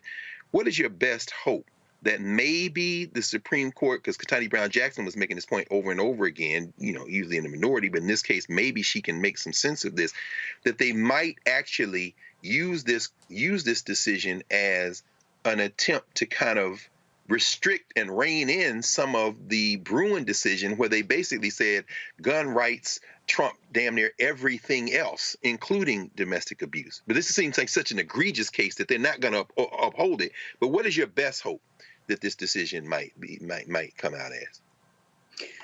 My best hope would be that they would continue, that they would throw out the dismissal and obviously continue on. I know in Georgia, once you've been convicted of anything dealing with domestic violence or any type of family violence, you are not able to get a firearm. So the best hope is that will be continued. If for some odd reason it does get overturned, that makes our job as advocates a little bit harder, but it gives us an opportunity to continue educating people on what domestic violence is. How do we keep people safe? How do we give people the tools they need well before they get into that type of situation, just to avoid being in that situation because of things like this? One of the things that we are dealing with, I know in the DV world, is already there's been a large cut due to funding, VOCA and VOWA funding has been cut. And so that's a fight that we're in right now because the number of domestic violence incidents is clearly on the rise. When you look at family violence and just violence in all in terms, and you look at the amount of things that is going on, from when you look at people continue to lose jobs, you got AI coming in, taking jobs. Domestic violence is not decreasing. It will continue to increase, and therefore, as I stated, our job is to continue to go out, to advocate, to find resources, and to hopefully keep as many people out of this situation as possible. Mm-hmm. Thank you. Lauren, you get the last question. What is the percentage of domestic violence cases that involve use of a firearm? In Georgia, I know I think it's right at 83 or 87% was the last rate of people that were deceased due to domestic violence and due to loss of life in domestic violence. But those are the rates for Georgia. I'm not quite sure for the rates for the entire United States, but I know those are the rates for Georgia. Okay, thank you. Mm-hmm. Dr. Carr, I want to return to you for 1 second. So do you predict that maybe if this isn't upheld for Rahimi, that this can actually re-usher in some of the gun control that was undone by their last decision? I was trying to make sure I understood that correctly. Mm-hmm. Yeah, no, I think this is their conundrum, Reese. I mean, this guy is so clearly out of control. And the Fifth Circuit, in fact, it seems like a great deal of this court, which we know is extremely right-wing, but a great deal of their work is reversing this crazy Fifth Circuit. In fact, these MAGA folk have succeeded too well in the Fifth Circuit. The Fifth Circuit, they declared a whole entire federal agency unconstitutional. Right. They talked about seizing control of us, that states have the ability to seize control of content on Twitter. And so John Robertson and them are like, except Thomas and Alito. So listening to the oral arguments the other day in Rahimi, it's clear that they're not going to uphold this. I would be very surprised if they uphold it. But the question, to the point that you're raising, the question is how they're going to get around it. Because Ketanji Brown Jackson was slamming them on the Brewer case. Because we know in that case, of course, they're saying you don't have, if it wasn't on the books in 1791, damn it, you can't do anything about it. But now you're going to let this guy out the cage now. Is this what you're going to do? So it's going to be very interesting to see what they do. They're probably going to try to make as narrow a ruling as possible. They might even say Brewer doesn't apply to Rahimi, but they're going to have to do some legal gymnastics that is going to stink to high heaven if they just try to restrict this case to this case only. Of course, we've seen it before. It's called Bush versus Gore. Right. Well, we know they'll do any kind of legal gymnastics, but let's hope for the best in this situation. Alma, how can folks follow you and support the work that you do? Yes, you can follow us via Instagram, any type of social media under Alma_DVF or Alma Domestic Violence Foundation. We not only serve clients in Georgia, we serve clients all over the country. Last year, we even worked with clients in South Korea. So we're located inside of Atlanta, but we have services all over the country. So yes, they can follow us on any of our Twitter, Instagram, Facebook, or call us directly to our office where we service clients. Thank you again, Alma, for the work that you do. And thank you again, Stasha Rhodes, for her expertise a little bit earlier. You're watching Roland Martin Unfiltered on the Black Star Network. We'll be right back.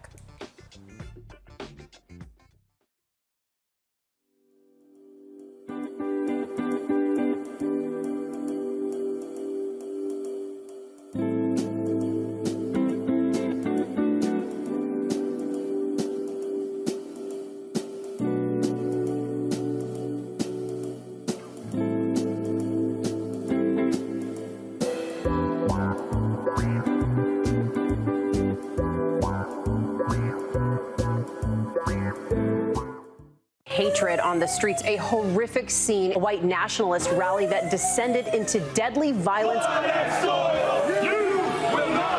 White people are losing their damn minds. As an angry pro-Trump mob storms the U.S. Capitol, we've seen shooting. We're about to see the rise of what I call white minority resistance.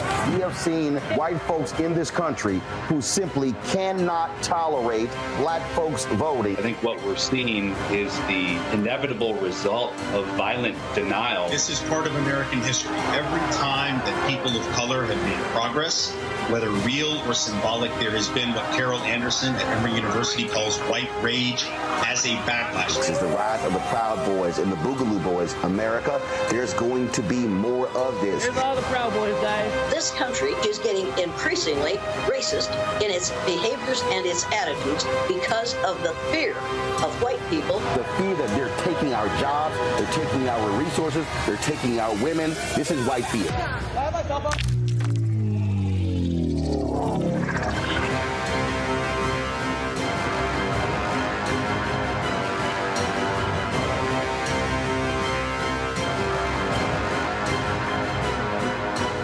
John Murray, the executive producer of the new Sherry Shepherd Talk Show. This is your boy, Earthquake. And you're tuned in to Roland Martin Unfiltered.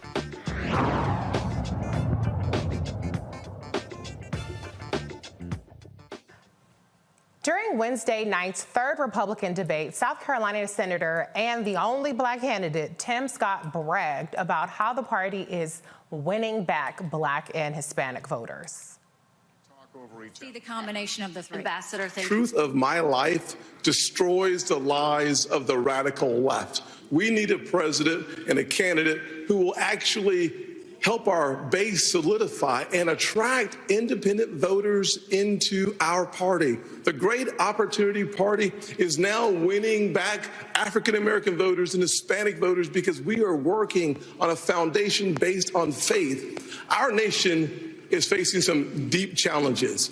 It is the loss of faith in this nation that is a part of the erosion that we're seeing every single day. It's restoring faith, restoring our Christian values that will help this nation once again become the city on the hill. When Ronald Reagan talked about the city on the hill, he was coming from Matthew 5. When President Lincoln talked about a house divided, that was Mark.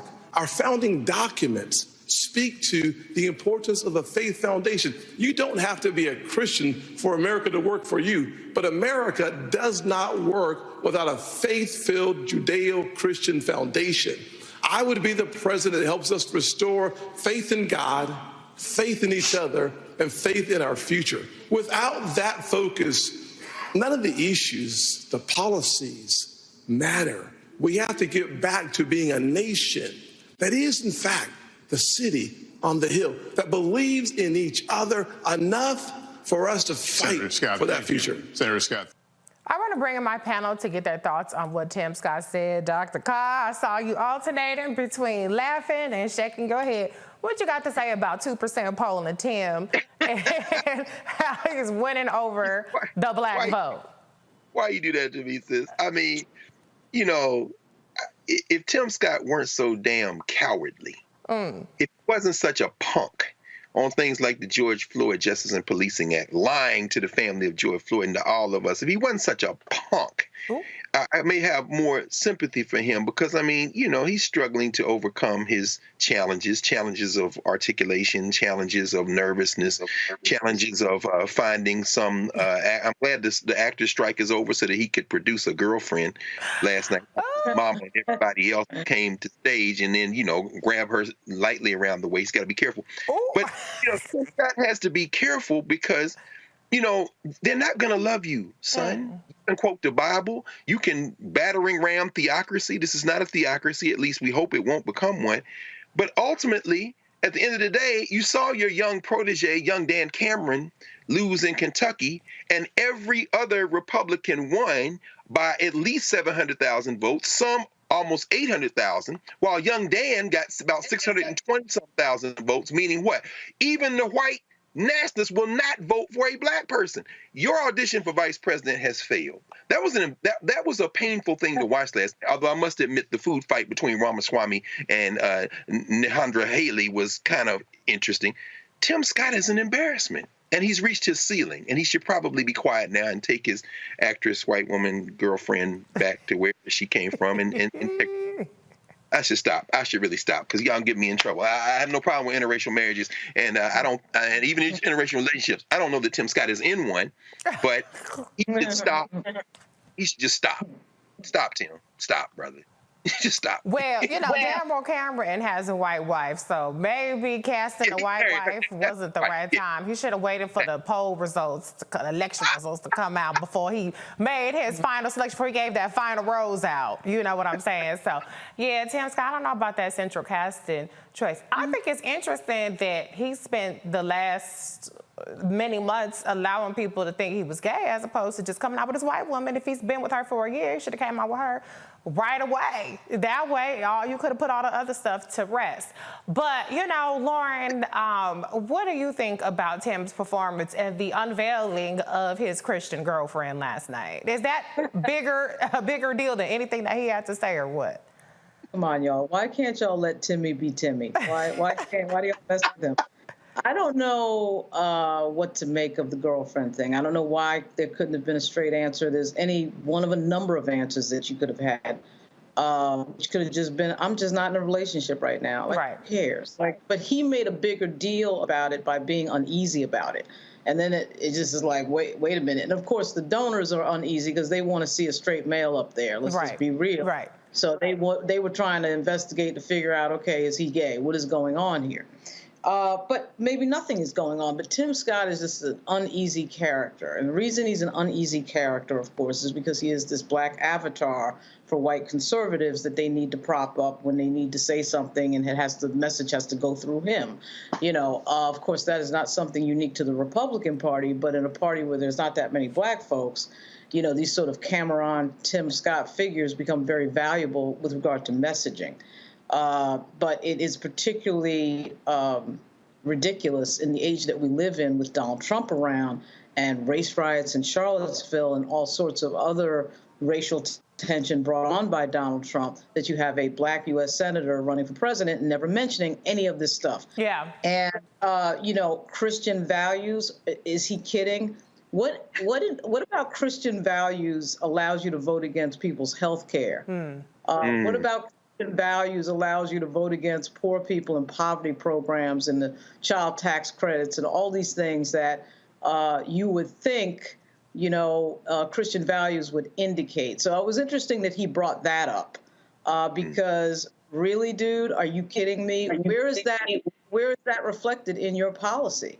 So the problem with Tim Scott is that he likes to talk in platitudes. He likes to talk in talking points and generalities. And once you get into specificity, which you ultimately have to get into when you're running for president, he's flat cold busted. It's as simple as that. He got flat cold busted in the diner with some dude that just said to him, look, I've never seen you stand up to Donald Trump.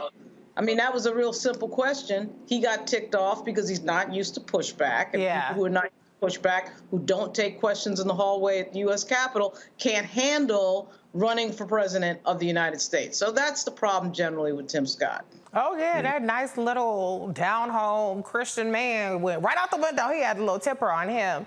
But, you know, I do think it's interesting to Dr. Carr's point earlier, how they're not going to love you. I remember when all this discussion around his girlfriend or his spouse or whatever came up, he said it was like 1963 all over again. They can't call him black, so they talk about his relationship. So now I guess you can put that to bed. Teresa, do you think, though, that Tim Scott is what's going to bring the blacks over to the Republican Party, as he's claiming there's a surge of support? I do not. I think we had a better chance with Kanye West. But, you know, look, every time I look at Senator Scott's, earlier videos when it's like from cotton fields to Congress and he's on the farm in the background, he's like, this is where I was from. And I'm just like looking at your age, like, no, you were not. But, right. It was, I think he's living, in this delusion because you are the only African American in this race that African Americans are just ultimately going to support you. And I think, again, that's just a delusion and weird political consulting that is taking place when you haven't made those type of investments that really hit the home and the hearts of people that look like you. And every time we see you, you're standing behind something negative or something extreme that goes against the values. And then you want to stand today and then try to use your pastoral voice in order to figure out, maybe this, if it worked for Senator Warnock, maybe it'll work for me. Or Justin Pearson, or is it Justin Jones? Which one of them has a little pastor voice? Justin Pearson. Okay, Pearson. I'm sorry, Tracy, were you done? I think we got the message. Yeah, I think we got it. Okay. Senator Scott is just trying on a whole bunch of levels to just figure out the best way because he doesn't know where his base is. DeSantis' base is, conservative white women who, want to ban books and history, and then we have Senator Haley, who is now all of a sudden for abortion rights, when her entire Yeah. So yeah, there's a whole bunch going on that I think we just need to, again, with these folks who have been in public office and in the public sphere for quite some time, is that we take a look at their records. And so it's almost like we got to do a record check for those, who want to run for, this seat that, really determines, where dollars are spent, our livelihood, our protections, our freedoms, and really see who's really putting on the performance or who's really going to do the job for the American people. Yeah. Well, you brought up abortion rights. Speaking of which, New Jersey ex-Governor Chris Christie had this to say about his party's stance on being pro-life. Here's the bigger issue, Kirsten. The bigger issue is, and Tim began to touch on this, we're not pro-life for the whole life. To be pro-life for the whole life means that the life of a 16-year-old drug addict on the floor of the county lockup is precious, and we should get treatment for her to restore her life. The 52-year-old who's drug addicted should make sure that any of his children who he's passed that addiction on to are treated well too. Pro-life's not just in the womb, Kirsten, it's for the whole life. Damn it, I agree with Chris Christie on that. Now, I don't think his record reflects the rhetoric that he's spewing up there, but I mean, I do think, Lauren, and I want to go to you on this, if any of these Republicans were even remotely reasonable, there might be a little bit of an appetite for people to support them. What do you think? Yeah, absolutely. I mean, they never seem to choose the option and the strategy of broadening the tent of ideas in the Republican Party to get more support. That never seems to be on the table, Yeah. We saw a situation with picking the speaker where every option is on the table except agreeing with the Democrats on a consensus candidate, because we can't be caught dead broadening the tent or moderating in any way. It's always got to be the solution to everything has got to be some sort of zero-sum type of thing. And on an issue so personal like abortion, which I can never figure out why the Republican Party that talks so much, at least the traditional Republican Party, talks about getting government out of people's lives, suddenly wants to be in your life when it comes to the most important decisions that an individual has to make. Typically, two individuals have to make. And why it's anybody else's business other than those two individuals, I haven't figured out yet. As long as those two individuals are above the age of 18, I'm not sure why that's the case, but the Republican Party, for some reason, wants to get wrapped around the axle on this issue. And now this Dobbs decision is making them pay big time at the polls, which is what we just saw in Virginia. We'd already seen it in several other states, but Virginia really confirmed it because these candidates in Virginia were running abortion ads like you never want to believe in terms of pro-choice. And they all pretty much, most of them won on that message. So this is a huge problem for the Republican Party as long as they want to have absolutist views, which apparently they want to have, and they're going to keep losing. And losing is typically what makes a strategy in politics change, but we'll see. Well, the Republicans also believe they could just cheat their way to win it too, but obviously abortion is a hugely losing issue for them on a broader scale. Sure, it's fine in Mississippi and Louisiana or in these deep red states, Idaho, but when you're talking about purplish states or even like red, but like just on the other side of purple red, it's not a winning issue. I did see some change in rhetoric. There wasn't as much talk about a national abortion ban as more of states' rights, which is a shift. And Teresa, I'm going to go to you on this because you brought this up as well.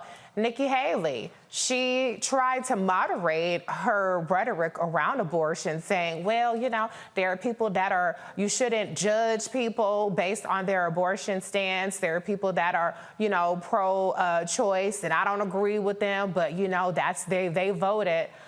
Do you think anybody's going to buy that any of these Republicans, like Nikki Haley, are suddenly more moderate, which is still extreme to me to even be pro-abortion the way they are? I'm sorry, anti-abortion. But do you think anybody's going to buy this slight pivot that they're trying to do? Not at all, unless it is a voter who hasn't paid attention to the record. And that's why I said really need to go and set the record straight. I think, Nikki Haley's team has been doing their due diligence and reading what's been happening since the election. Pennsylvania is a purple state. And now, because Republicans have been running on the message of abortion rights and, literally, it was just insane. But now, Pennsylvania Democratic Party, in its first time in history, had Superior, Supreme, Commonwealth, all Democrats, and a clean slate across the finish line.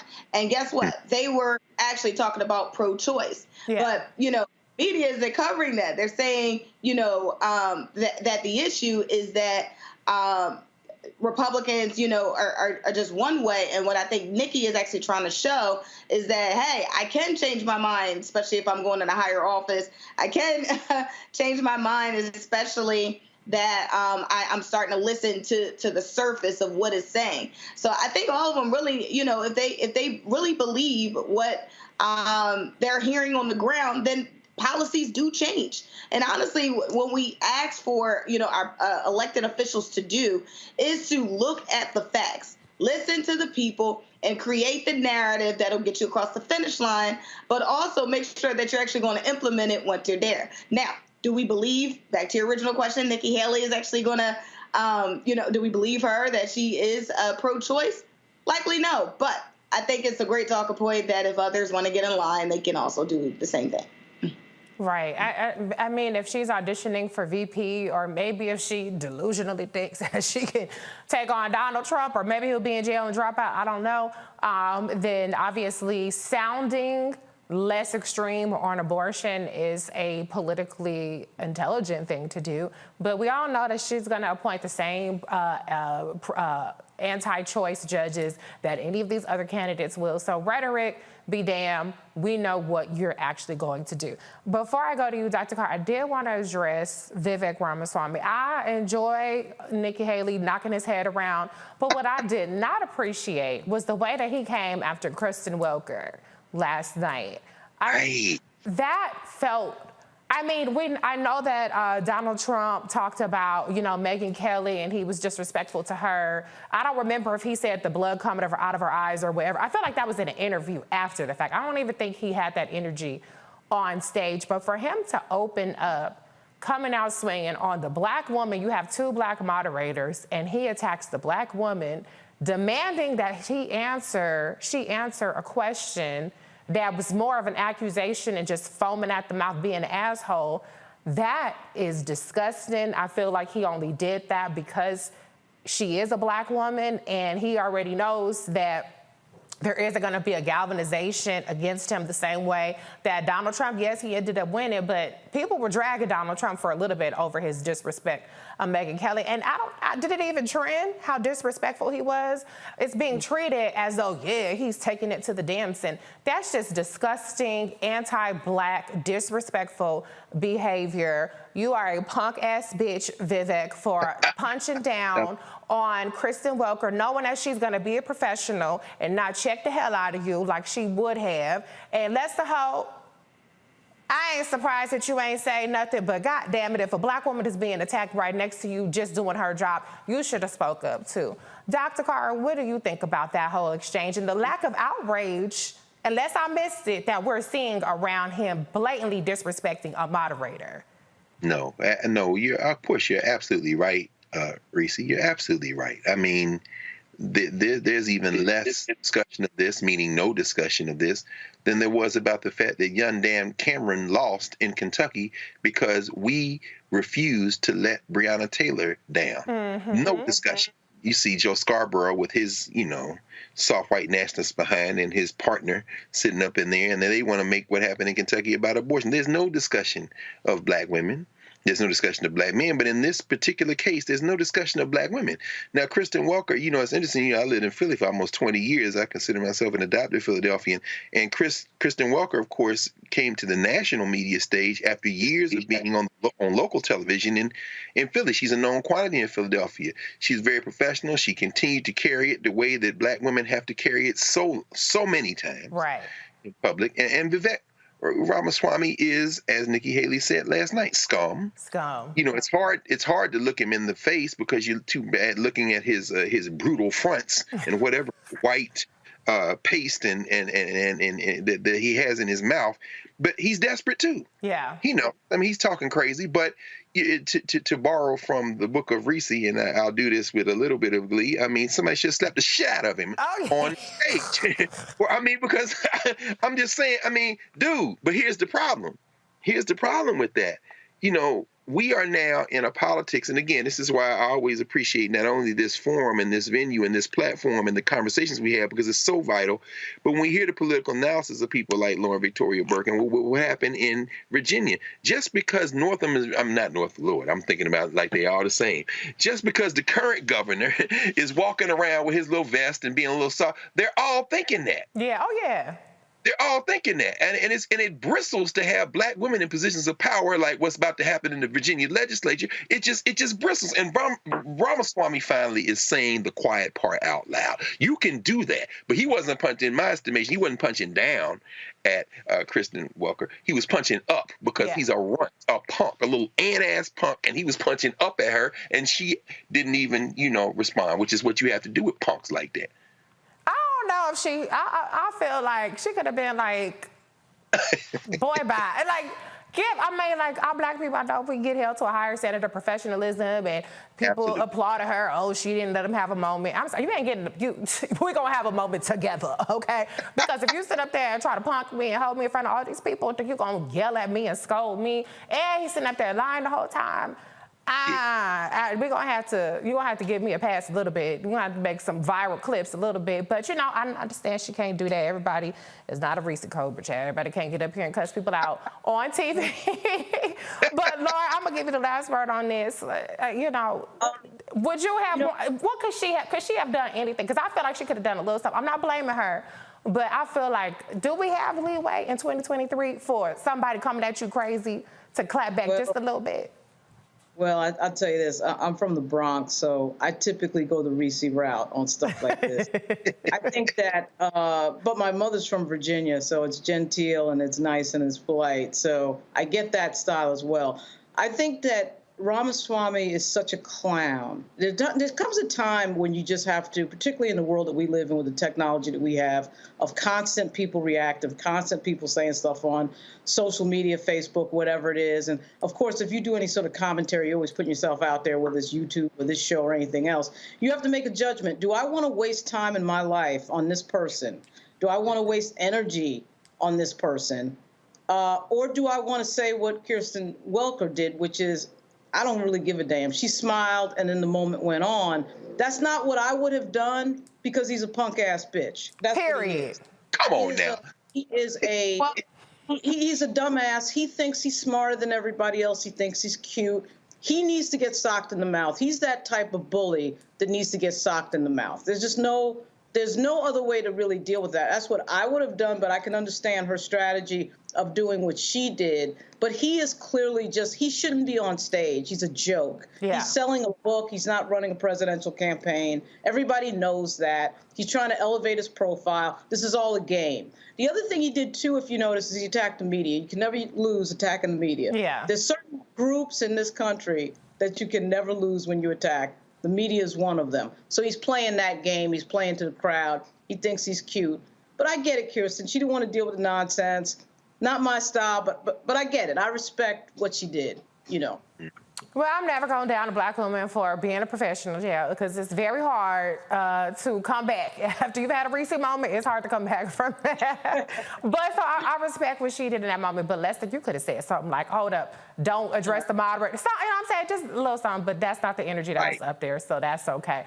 But, at the end of the day, Vivek, to your point, Lauren, he's auditioning for Trump, vice president, but Trump is not going to pick somebody that wants to be vice president this bad. So I don't think that any of these people on this stage are the vice presidential pick for Donald Trump. He's going to pick somebody, maybe Don Jr. or somebody like that, that'll be loyal to him when he is in jail. Okay, that's my prediction. I'm sticking to it. We will be right back with more Roland Martin Unfiltered here on the Black Star Network. I'm Dee Barnes, and next on The Frequency, we have griot, performance artist and author, writer, singer, and composer, Queen Mother Nana Camille Yarborough. Please join us for an incredible conversation with knowledge, wisdom, and power of the elders. I'm a perception changer. You're a rearranger. You're a mind evolver and a problem solver. You're a beast eater, a soul excreter, a void filler, and a bile spiller. You are a thought warmer, a plan former, a power orchestrator, and a tongue translator. Right here on The Frequency on the Black Star Network. When you talk about blackness and what happens in black culture, we're about covering these things that matter to us, speaking to our issues and concerns. This is a genuine people-powered movement. There's a lot of stuff that we're not getting. You get it, and you spread the word. We wish to plead our own cause. Too long have others spoken for us. We cannot tell our own story if we can't pay for it. This is about covering us. Invest in black-owned media. Your dollars matter. We don't have to keep asking them to cover our stuff. So please support us in what we do, folks. We want to hit 2,000 people, $50 this month, raise $100,000. We're behind 100,000, so we want to hit that. Y'all money makes this possible. Checks and money orders go to P.O. Box 57196, Washington, D.C. 20037-0196. The Cash App is $RM Unfiltered. PayPal is R Martin Unfiltered. Venmo is RM Unfiltered. Zelle is Roland at RolandSMartin.com. I'm Marissa Mitchell, a news anchor at Fox 5 DC. Hey, what's up? It's Tammy Roman, and you are watching Roland Martin Unfiltered.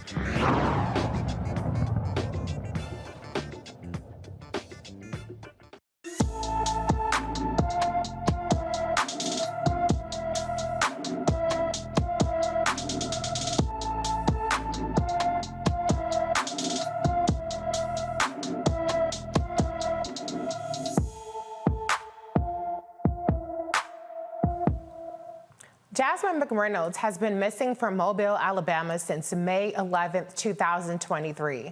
The 15-year-old is 5 feet 5 inches tall, weighs 215 pounds, with black hair and brown eyes. Anyone with information about Jasmine McReynolds should call the Mobile, Alabama Police Department at 251-208-7211. The Black Alabama Riverboat co-captain who was attacked on August 5th is facing assault charges. Damian Pickett is charged with third-degree assault, becoming the sixth person charged in the brawl, which happened because a private pontoon boat was preventing the Harriet II riverboat from docking along the Montgomery riverfront, but was blocked by a Pickett who took a smaller boat to the dock to move the pontoon boat on his own. But 4 white boaters attacked him, prompting others to defend Pickett, causing a massive melee. Zachary Shipman said in a new complaint that he was not trying to fight Pickett, but was defending himself and suffered a bruised cheekbone after Pickett allegedly punched him in the face. Shipman is charged with assaulting Pickett and is scheduled for the trial later this month. 2 people have already pled guilty to their roles in the August incident. Now, hold up. Who are you gonna believe, me or your lying eyes? Because I know I saw them white men hit Damian first. So, not guilty. I'm gonna stick beside him. But it's enough black people out there where I don't know if it's a majority like it is in Louisiana or unanimous, but not guilty. Teresa, what do you think about these charges being brought so late in this brawl that obviously Damian was a victim of? One, I'm again disgusted after seeing that video. Again, it's bringing back the same trauma that I had when I first watched it, of angst, heartfelt sadness, and just disgust, and wishing I was there in that moment to help him. Damian is a victim. Damian deserves justice, and Damian was fighting for his life. We don't know if a blow could have, knocked Damian out on the ground, and then next thing you know, we're having this conversation about a murder and, what charges we should bring there. Right. Thank God he's still alive. And I think, when we, take a look at the justice system and the degree of how long this took, yes, some people thought it thought about it as a joke, and we start getting the chair.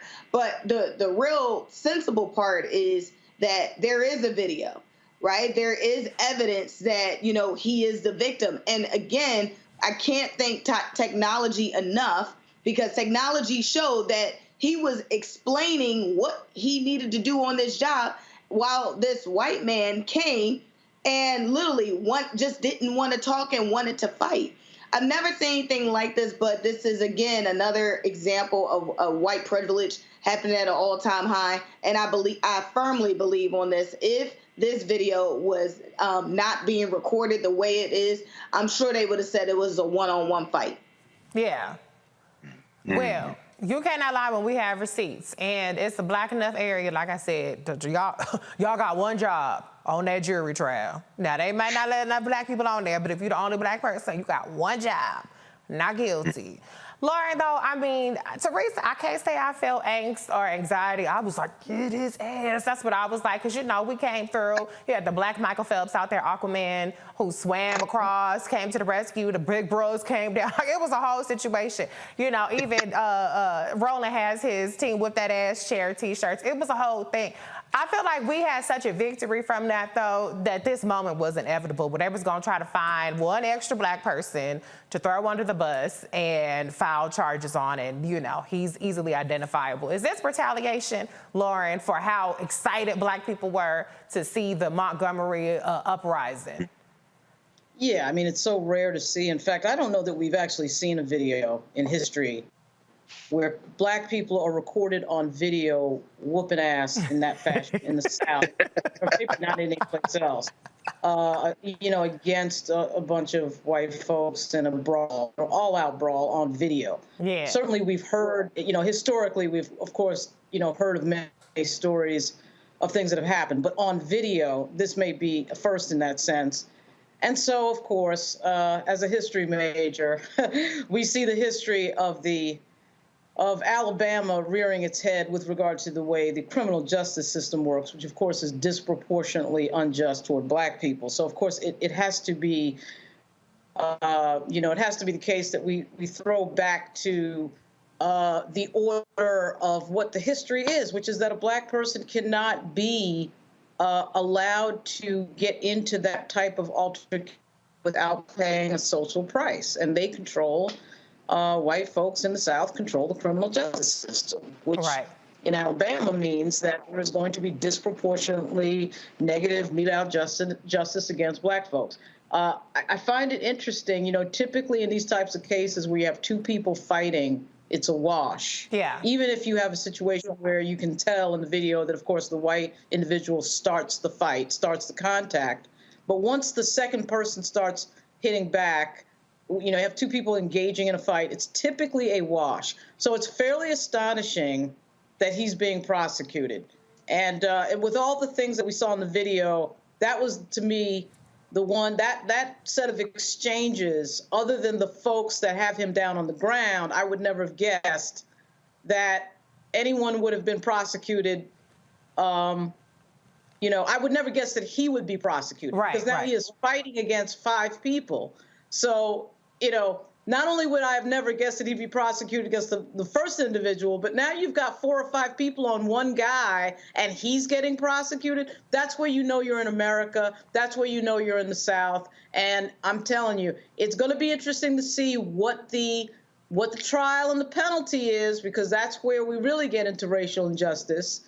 And, a long history in this country, a 350-year-plus history in this country of seeing justice meted out against black folks, particularly black males. And so this is going to be, I think, what we would expect it to be given the history. And Dr. Carr, of course, will give us probably a better and more detailed answer than I will. But that is amazing that he is being prosecuted.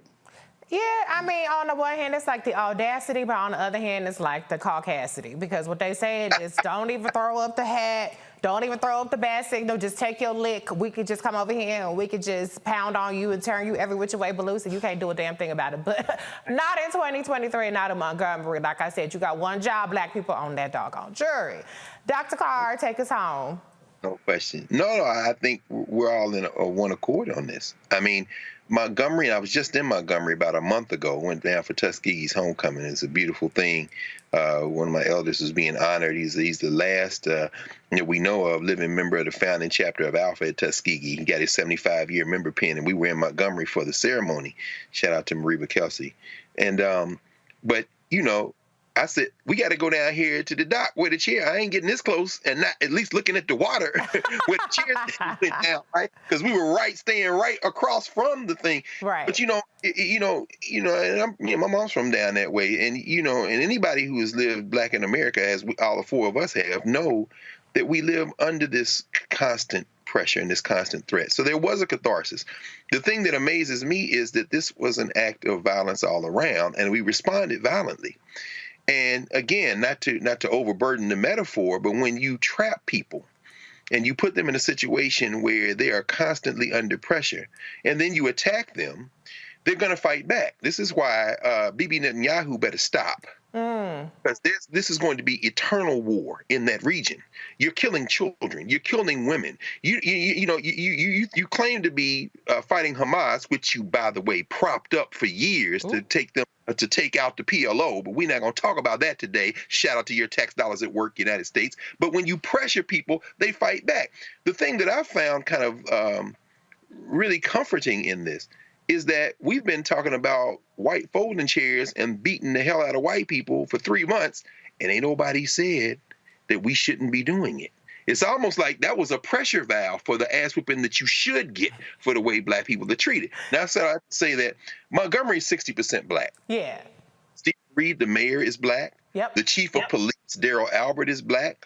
I think this charge was an attempt to pacify the white people that they are afraid of still to this day in Montgomery. But on the other side of the ledger, finally, Jim Cottrell, who's the captain of the Harriet II, said that this was racism. He said the white guys that attacked my deckhand, and he was a senior deckhand, first mate, I can't think of any other reason that they attacked him other than it's racially motivated. So I don't know whether on the 21st of November, when the brother is arraigned, he's going to have a lawyer with him. But if it goes to a jury trial, get your white captain to stand up in there and tell that jury, however they're racially composed, that the white man said it was racism, and I don't think he has anything to worry about. I know that's right. Well, we got to call it on that note. If you got your folding chairs, if you got your picks, whatever, go ahead and get out there and show the brother some support. I'm sure he's going to have a GoFundMe or something, Chad. We got to give him some money for the inconvenience. But it has been a great night. Thank you, Dr. Carr. Thank you, Teresa Lundy. Thank you, Lauren Victoria Burke. Thank you, Roland Martin, for giving me your host chair for the evening. That's a wrap for us. Y'all go ahead and contribute. I'm sure the stuff is going to be up there.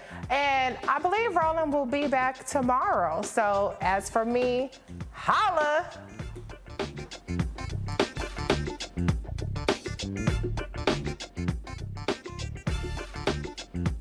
Folks, Black Star Network is here. Hold no punches. I'm real revolutionary right now. Black power. Support this man, Black media. He makes sure that our stories are told.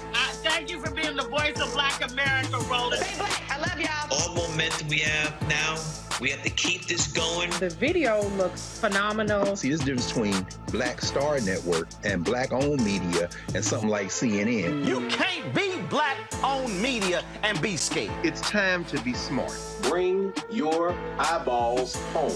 You dig?